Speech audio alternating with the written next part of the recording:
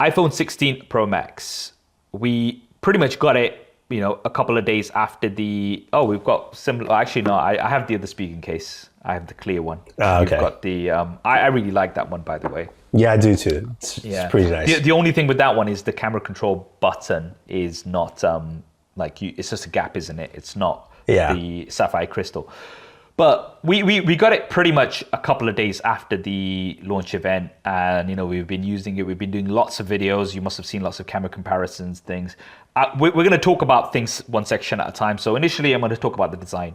It looks exactly the same as the iPhone 15 Pro Max, which looked pretty much the same as the previous one. It's been the same design. There's actually been times where I've picked up my iPhone 15 Pro Max thinking it's the 16 Pro Max, and I'm like, oh, hold on, no, this is not the right one. And then I'm like, okay, because even though it's slightly bigger, it feels the same. Okay, so maybe that's an advantage because we do have that larger screen, right? So it's a 6.9 inch, but it's not something that you really notice if you're coming from the 15 Pro Max. Now, if you're coming from maybe the 12 Pro Max, I would say, or 13 Pro Max, maybe you're gonna notice that larger display change and stuff. But right now, I did not really notice that difference. The design's good, don't get me wrong. I like the titanium. Desert titanium looks like a bit of a gold. I personally still would stick to the black titanium or the natural titanium, but then it doesn't look too different compared to last year.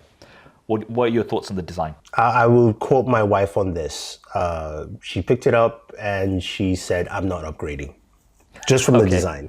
Because she's like, it's the same as my old phone. I feel no difference. And similar to what you said, the design is very, very, very similar, other than the fact that there's the camera control button, on there. In terms of colors, though, I was a bit disappointed with the desert color. It didn't feel deserty enough in my mind, and I kind of missed like the blue from last year. That was pretty cool color to have. I think overall, design-wise, I do like the extra height. Because it's a little bit taller than, the 15 Pro Max from last year. But again, it just feels very familiar is the key word there to use. I'd agree. Yeah. I'd agree. Now, you mentioned the camera control, and that's the second thing I want to talk about, camera control button. I've called it a button from the start. I know Apple don't like calling it a button, but it is what it is. It's a button, right? Okay, so when I was testing it, this is my experience with the camera control. Initially, obviously, because testing it, I was trying it out quite a bit. So, I was like, okay, yeah, I kept reminding myself to use it. However, 4 weeks on, I don't really feel like I need to use it unless I'm taking pictures in landscape, right? So if I've got the camera like this, then it's perfect. And I'm like, oh yeah, let me do that. So, we had a birthday, so in the family, so I was taking some family pictures, and then I started using it. And I was like, oh, brilliant, this is here. When it's portrait, I just don't find it it's so much easier for me just to take pictures as I normally was, right? Rather than doing this. And, if I do use it, my usage is when I'm in landscape to take pictures, launch the camera, take pictures. Am I using it for anything else? Am I using it to switch between different lenses? No. It's just easier just to do that on the screen. That's been my experience with the camera control. What about you? It's similar. I will say though, so for instance, my sister-in-law's birthday is basically this week, so we had it this weekend, and we had to take a group photo, and that's the first time my brain went camera control, because I literally picked it up and I forced myself down here, but normally I don't really use it at all, other than during the testing period.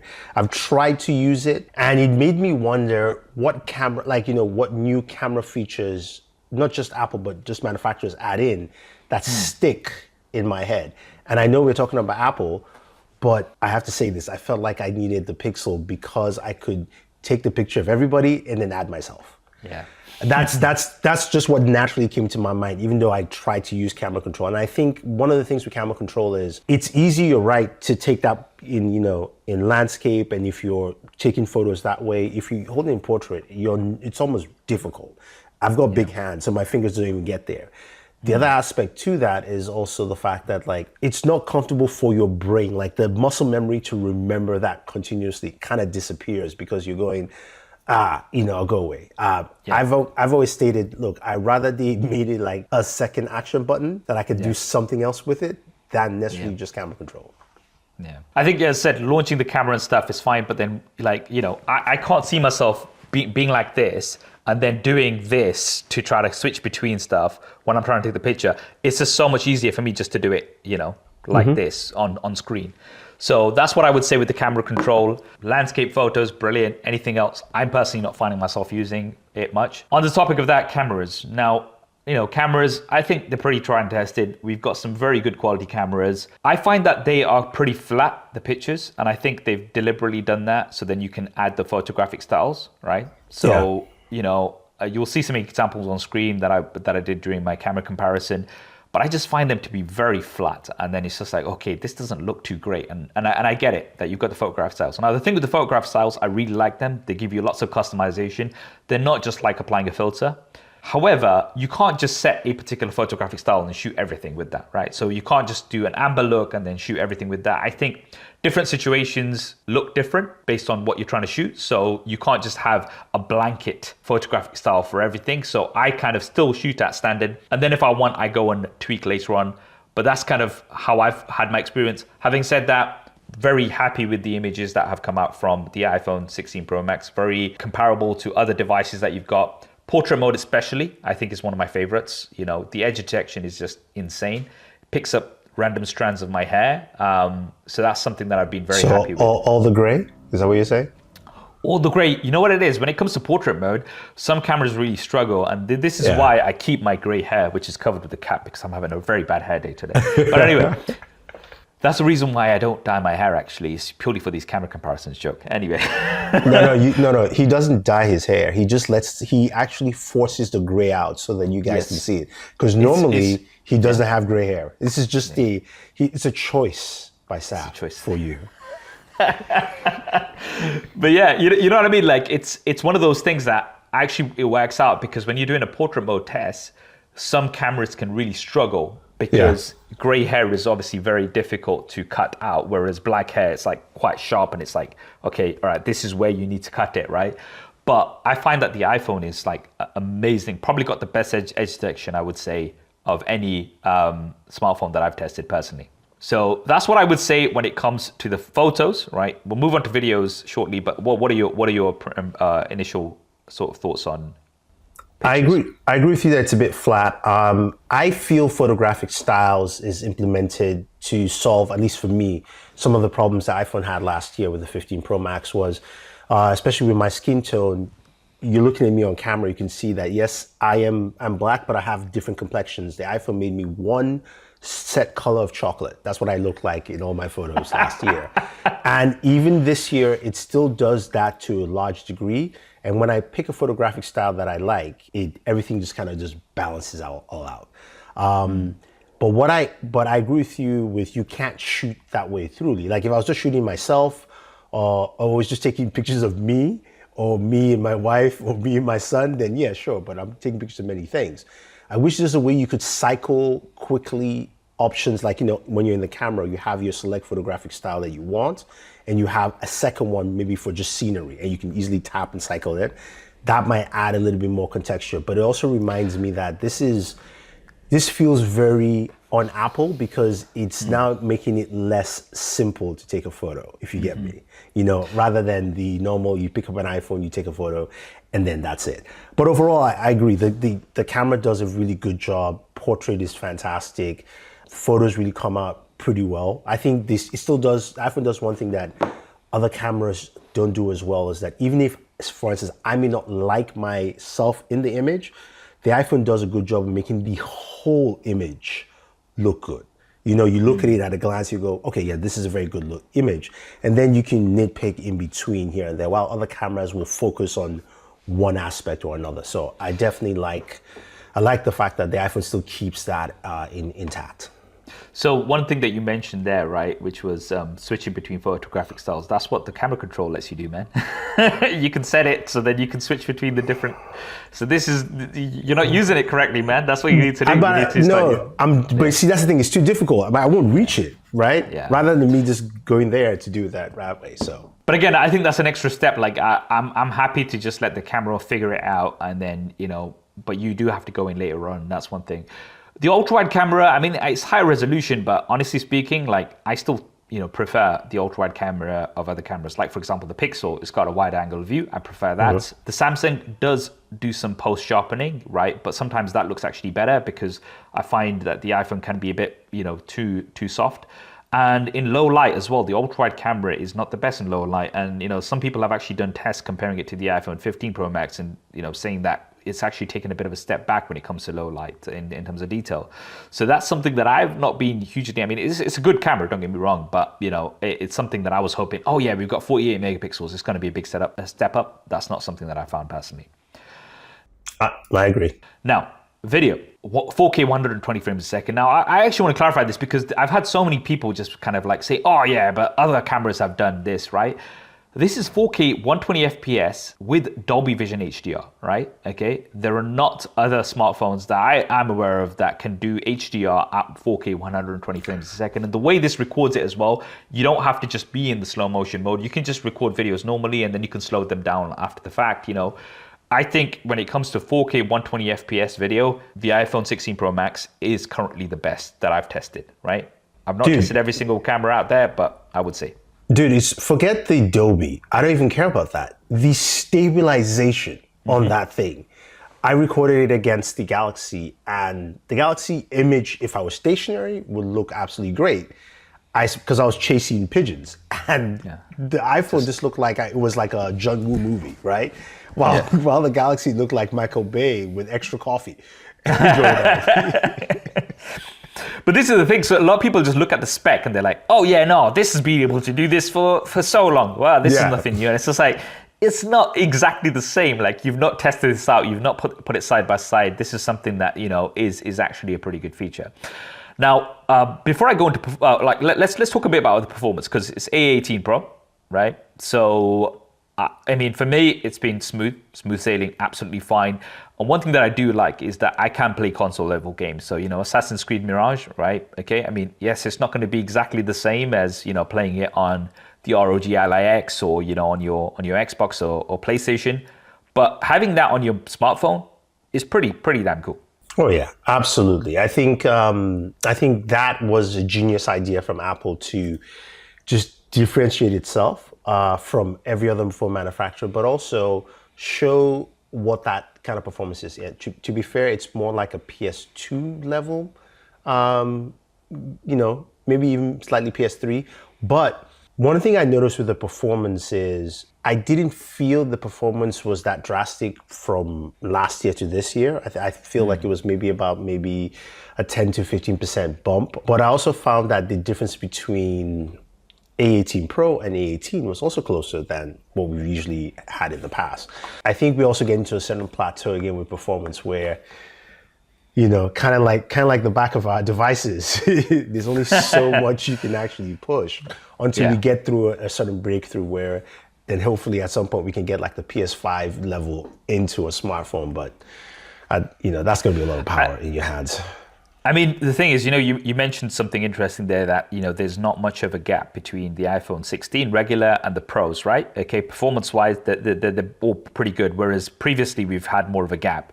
And I think obviously the reason for that is Apple Intelligence. They've wanted, and let's talk about Apple Intelligence because, Apple have said that these devices are built for Apple Intelligence ground up. However, on launch, we don't have Apple Intelligence, which kind of makes it difficult to, fully utilize the devices. All right, so you've got the beta, right?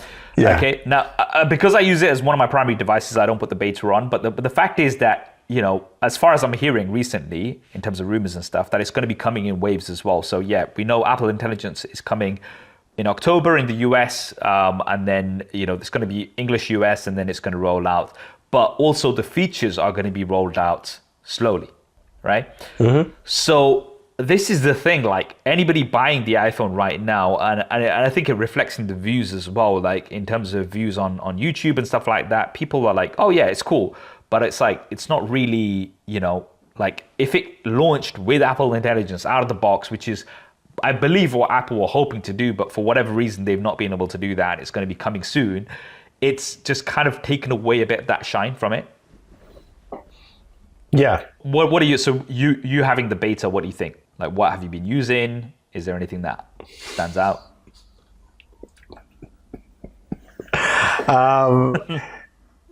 I've been a bit disappointed with Apple Intelligence. I honestly have. It works. Siri is definitely much better. I'm not really a Siri user, but testing it out and using it in different situations it is. But it's also limited. And what I found with Apple Intelligence, some of the features like the changing your conversation style while sending a message or an email, that stuff is really cool, but it feels really behind in comparison to other AIs or smart intelligence. And I had to try to stack it against Samsung, and I went, to be fair, I think Samsung has done a really good job with instituting some things that I feel were just eye-catching. It's not gimmicky. The translate feature, for instance, being able to translate messages for you while you're texting somebody, or a phone call, if you call a restaurant in a different country. That's a very simple thing. Circle to search, which, yes, it's a Google thing, but again, that launched with the S24 Ultra. That's the thing that I think caught my attention. I agree that Apple was trying to go with a more subtle, like AI will run in the background approach for you and not, will not disturb your regular flow. But it really feels like, from what I showed, when I've showed, friends, I showed my wife, they're like, my wife kind of mentioned like GPT, because we went to Japan and we used ChatGPT to conversate with a bartender, and he was quite impressed because, we could actually keep a conversation going. That's the kind of stuff that I think is missing from this, to feel like, why am I making that upgrade? And it will definitely come. Those things will come. But you're right, off the bat, it just feels lacking in that regard. Incomplete. Yes. I think that's the word there, is incomplete. That, it's here. Yes, it's got some cool features. Yes, it's, the camera upgrades are pretty good, but, the fundamental thing that we kept hearing was that it's built ground up for Apple Intelligence, and that's something that's not here. Of course, we'll revisit when we do have Apple Intelligence, and we'll kind of talk a bit more about it. But as it stands, we can only, talk about what we've had so far. iOS 18, the customizations, I have changed my home screen around, but you know what's just really frustrating for me when it comes to the icons? It's just, they're so spaced out. Like, you've got a massive display. You could have iOS 18 on the iPhone mini and then the Pro Max, and then it's still going to be this, pretty much the same layout. Like, let's utilize that space. I want 5 columns, right? Okay. These are the sort of things that are a little bit sort of, like frustrating. There's one of the features that I was super excited to try out for iOS 18, and that's, the motion sickness one, where it puts dots on your screen, and then it didn't work for me whatsoever. I still felt the same sickness. It's so funny. It's just like, I just tried it, and I was like, nope, this does not work for me. It might work for some people. For me personally, didn't work whatsoever. Anything in iOS 18 that stands out to you? The customization of the home screen to me is the one I've just been dying for the longest time. And when at first I didn't get it, why it looked odd to me, until you just mentioned it now. It's like, I don't know. It's so spaced out. Yeah. It is so spaced out. So I think one of the things that I still am waiting for is, one of the reactions I got from my wife and from Hayato is, they didn't like the new customization setup because they felt like it wasn't very Apple-esque. They felt like it was Apple trying to copy Android and not Apple trying to make it feel natural. And I think one of the things I've said in the past is, I believe it's time for iOS to get a full rehaul. It needs to change, because right now it's just adding things, and some things don't necessarily mesh well. One of the best things is when you go into an application, you want to go back. You can't swipe back in certain apps. So, it's like certain locations, you have to go to the top corner. Why? Yeah. So that's my thing, is like, I feel like some of these additions are good, but I think a full refresh is needed soon. I'll tell you, right, that's not going to happen. This is the thing, because it's familiar, they kind of have to like tweak it enough to make it updated, but not too different, because it still has to remain familiar to iOS users who are used to it. I'm not disagreeing. I'm not disagreeing with that, but there are ways you can do it where things become familiar, but you make a fundamental change, which they've done in the past. But I think it's time for that again. It's still, as long as it looks the same, but functionality now is like, hey, here's an easier way for you to do it. Apple can market this stuff well. They can do it. Right, now let's talk about the battery life. So for me, the 16 Pro Max has had very good battery life, better than the iPhone 15 Pro Max, and also better than the Samsung Galaxy S24 Ultra. Now, my comparison of the iPhone 16 Pro Max versus the S24 Ultra, I was getting a lot of hate in the comments because people have been seeing battery drain tests and they've been saying, oh, in this so-and-so test, the S24 Ultra lasted longer, and this other battery drain test, the iPhone lasted longer. I don't like battery drain tests generally. The only one that I actually, would say is very accurate is from PhoneBuff. He kind of uses machines and he does, I would say, the closest real world examples of how battery drain would be, because obviously it varies from person to person. For me, however, I would say it's been very good and better than the S24 Ultra and the iPhone 15 Pro Max.